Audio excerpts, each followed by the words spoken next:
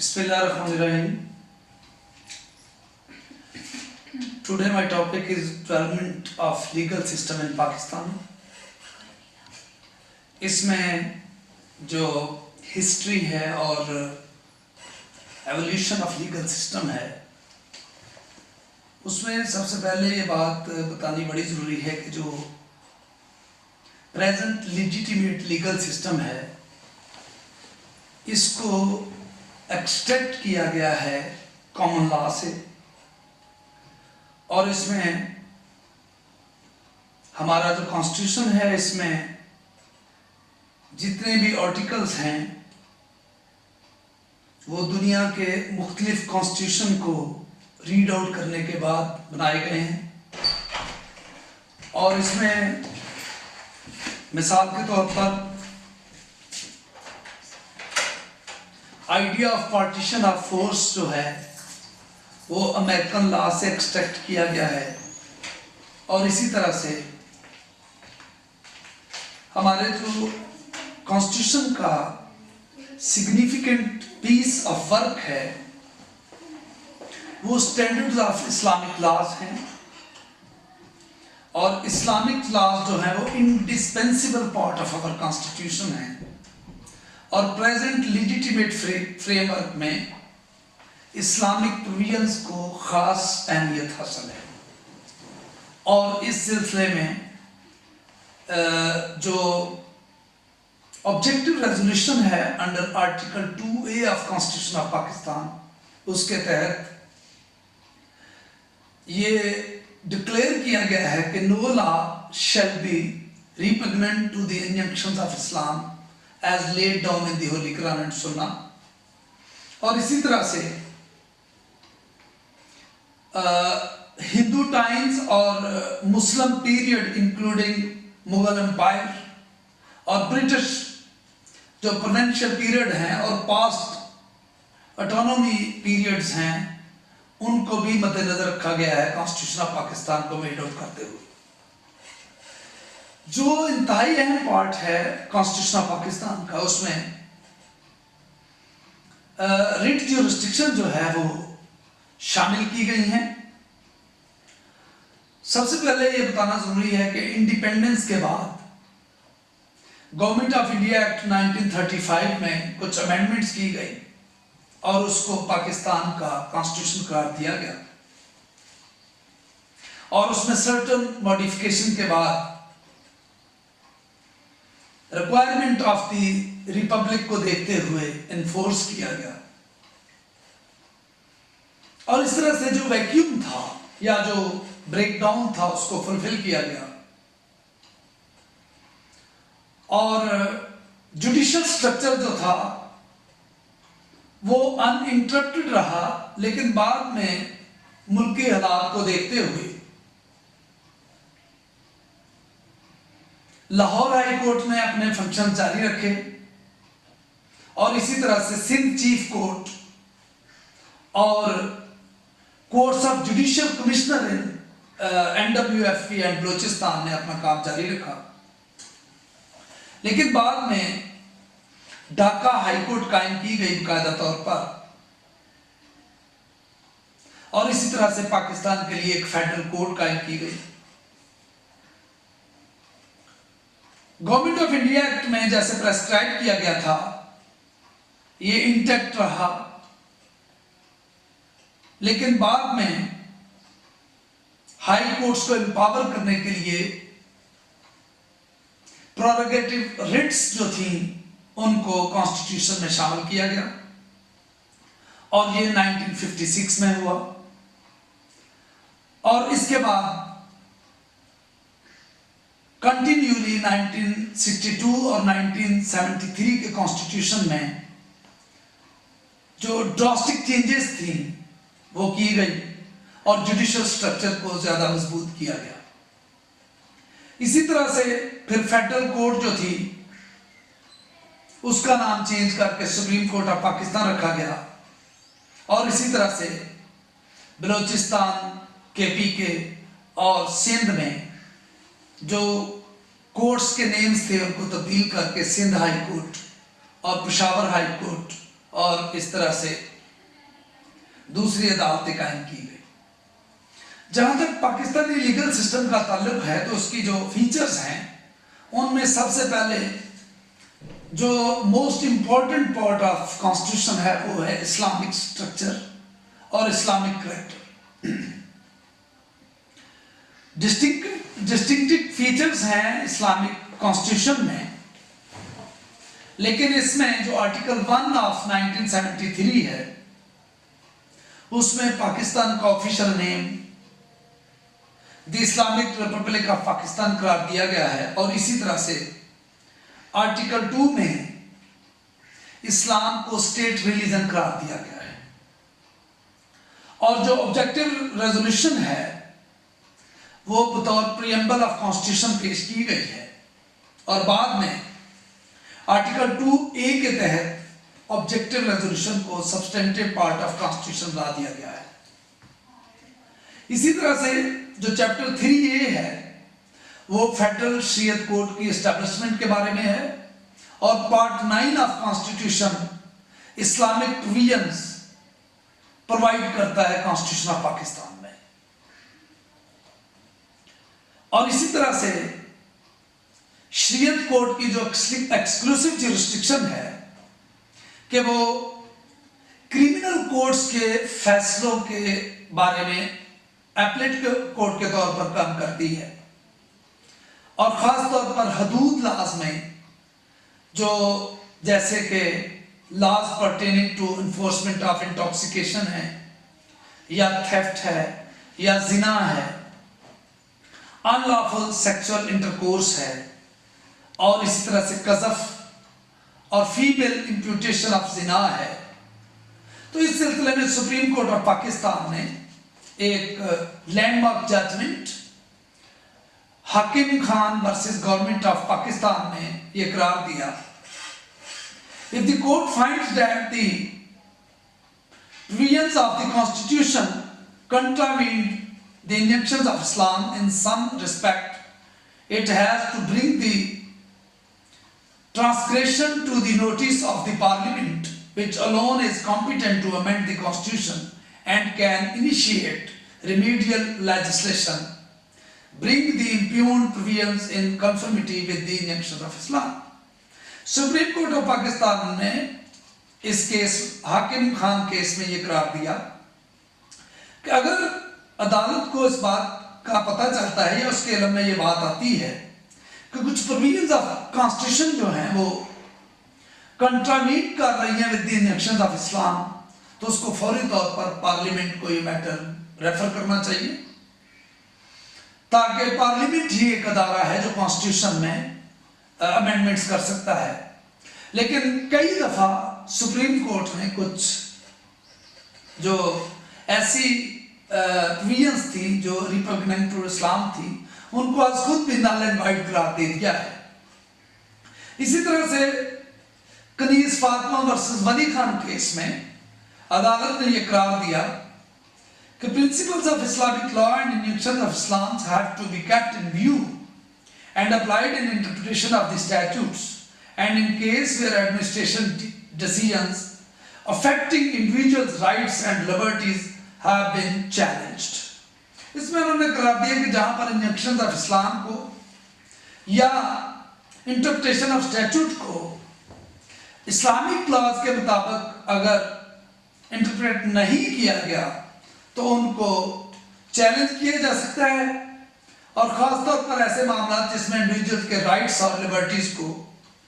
Snub करने की कोशिश की गई। इसके बाद जो दूसरी सेलिंग फीचर है वो है recognition and enforcement of fundamental rights. Constitution of Pakistan में फंडामेंटल ह्यूमन राइट्स की इनकॉर्पोरेशन की गई है, और तमाम फंडामेंटल राइट्स जो हैं उनको इंश्योर किया गया है। ना पार्लियामेंट और ना ही प्रोविंशियल असेंबलीज ऑथोराइज हैं कि वो ऐसे लॉज इनेक्ट करे जो रिपग्नेंट टू द इस्लाम हो या repugnant to the fundamental rights हो। अगर ऐसी कोई भी लेजिस्लेशन की जाती है तो वो अनकॉन्स्टिट्यूशनल होगी। सम ऑफ द राइट्स जो इंश्योर किए गए हैं कॉन्स्टिट्यूशन में, उसमें फ्रीडम ऑफ असेंबली है, एसोसिएशन है, प्रोफेशन है, और इसके अलावा फ्रीडम ऑफ मूवमेंट है, फ्रीडम ऑफ स्पीच और freedom of religion, right to property, equality before law etcetera. और part 2 of the constitution deals with the fundamental rights and principles of policy. इसी तरह से आर्टिकल 21 में और आर्टिकल 8 से लेकर 28 तक ये फंडामेंटल राइट्स से रिलेट करते हैं, और इसी तरह से आर्टिकल 29 से लेकर 40 तक जो है वो प्रिंसिपल्स ऑफ पॉलिसी को रिलेट करते हैं। आर्टिकल 8 जो कॉन्स्टिट्यूशन ऑफ इस्लामिक रिपब्लिक है, उसमें फंडामेंटल राइट्स और constitution of Islamic Republic of Pakistan protect करता है फंडामेंटल राइट्स को, और आर्टिकल 199(1)(c) और आर्टिकल 184(3) में एनफोर्समेंट ऑफ फंडामेंटल राइट इन जो है वो इंश्योर किए गए हैं। और इसी तरह से सुप्रीम कोर्ट ऑफ पाकिस्तान ने अपने एक फैसले में Aamir and others versus federation of Pakistan में ये करार दिया कि जो आर्टिकल 184(3) है कॉन्स्टिट्यूशन का, ये इन्फोर्समेंट ऑफ फंडामेंटल राइट्स के बारे में है, और इसके अलावा इसमें कोई और क्वेश्चन जो है वो नहीं किया जा सकता। और ओरिजिनल ज्यूरिसडिक्शन जो है वो इन्वोक करती है सुप्रीम कोर्ट ऑफ पाकिस्तान। जो तीसरी इसकी फीचर है कॉन्स्टिट्यूशन ऑफ पाकिस्तान में, वो है principles of policy. Principles of policy जो हैं वो बेसिक ऑब्जेक्ट्स और फ्यूचर प्लान हैं जो कि पॉलिटिकल सिस्टम के बारे में बताए गए हैं, लेकिन इनको जो इस्तेमाल करने का तरीक़ेकार है वो अवेलेबिलिटी ऑफ रिसोर्सेज के तहत आता है कि अगर रिसोर्सेज अवेलेबल होंगे तो प्रिंसिपल्स ऑफ पॉलिसी पर अमल करना जरूरी है। इस सिलसिले में सुप्रीम कोर्ट ऑफ पाकिस्तान ने हाकिम कुरैशी वर्सेस जजेस of the Lahore high court मशहूर केस है, जिसमें ये करार दिया, principles are not rules of law, constitutionally any statute or validity of any action or law could not be called in question on ground of its being not in accordance with the principles of policy। इसका मतलब ये है कि अगर पहली बात तो यह है कि प्रिंसिपल ऑफ पॉलिसी जो है रूल्स ऑफ लॉ नहीं है। दूसरी बात यह है कि अगर किसी भी मामले में जो वैलिडिटी ऑफ एक्शन है वो प्रिंसिपल्स ऑफ पॉलिसी के मुताबिक नहीं है तो किसी भी अदालत में इनको कॉल्ड इन क्वेश्चन नहीं किया जा सकता इस ग्राउंड पर कि ये जो एक्शन किया गया है this is not in accordance with the principles of policy. इसी तरह से जो फोर्थ अहम तरीन feature of constitution of Pakistan है वो रूल ऑफ लॉ है। जैसे रूल ऑफ लॉ के बारे में ये है कि ये one of the fundamental features of our legal system है, और तमाम सिटीजन इस बात के पाबंद हैं कि वो इक्वली प्रोटेक्टेड बाय लॉ हों। और उसके बाद ये है कि इस बात को इंश्योर किया जाए कि तमाम सिटीजन्स की जो लाइफ है, लिबर्टी है या प्रॉपर्टी है वो प्रोटेक्टेड बाय लॉ है। और नेक्स्ट ये है कि किसी भी शख्स को आप मना नहीं कर सकते कि उसके जो फंडामेंटल राइट्स हैं उनको वो एक्वायर करे, उनके मुताबिक अपनी ज़िंदगी बसर करे और उनको इंश्योर करे। आर्टिकल 4 जो है इस्लामिक रिपब्लिक ऑफ पाकिस्तान का, उसमें इस बात को रीइंस्टेट किया गया है कि जिस तरह से 5th और 14th आर्टिकल है अमेरिकन कॉन्स्टिट्यूशन का कि कोई भी जो शख्स है उसको उसकी लाइफ, लिबर्टी और प्रॉपर्टी से डिप्राइव नहीं किया जा सकता, और ये उसके मुताबिक है। और इसी तरह से No person shall be deprived of his life, liberty or property without due process of law. ये भी इसका एक अहम इंग्रेडिएंट है।